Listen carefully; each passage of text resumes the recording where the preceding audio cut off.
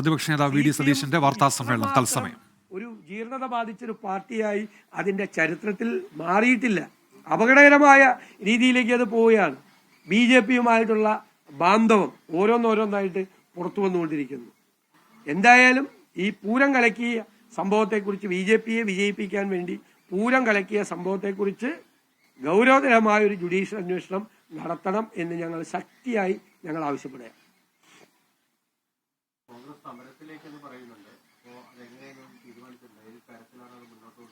ഞങ്ങൾ സമരം 24-ാം തീയതി കോൺഗ്രസിന്റെ നേതൃത്വത്തിൽ എല്ലാ ബ്ലോക്ക് കമ്മിറ്റി ആസ്ഥാനത്ത് സമരമുണ്ട്. 28-ാം തീയതി തേക്കിൻകാട് മൈതാനത്ത് വലിയ പ്രതിഷേധ സമ്മേളനം തൃശ്ശൂരിൽ ഞങ്ങൾ വെച്ചിട്ടുണ്ട്.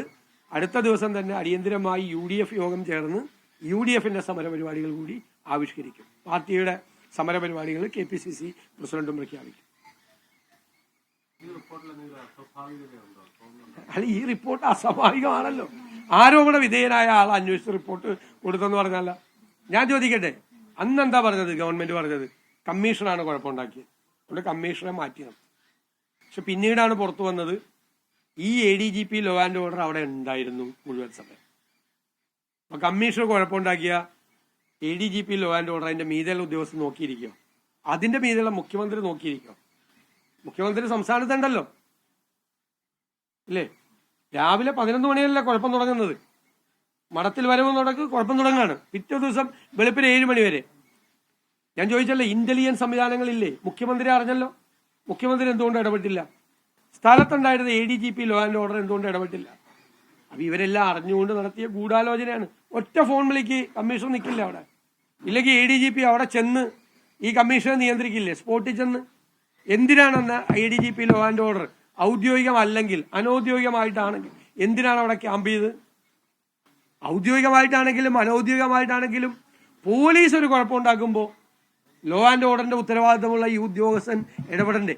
അപ്പൊ ഇത് കലക്കാനുള്ള ഗൂഢാലോചനയാണ്.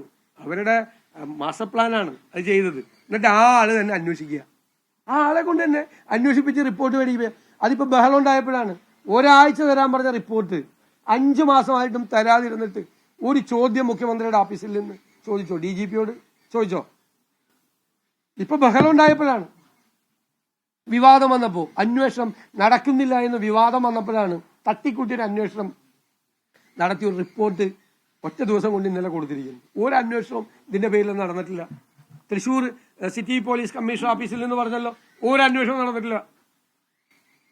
DGP ആസ്ഥാനത്ത് പറഞ്ഞല്ലോ ഒരു അന്വേഷണം നടന്നിട്ടില്ലെന്ന്.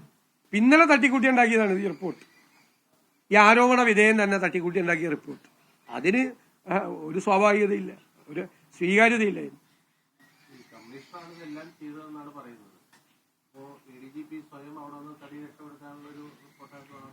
അല്ല, കമ്മീഷൻ ചെയ്തെന്ന് പറയണതിൽ ഒരു അർത്ഥമില്ല.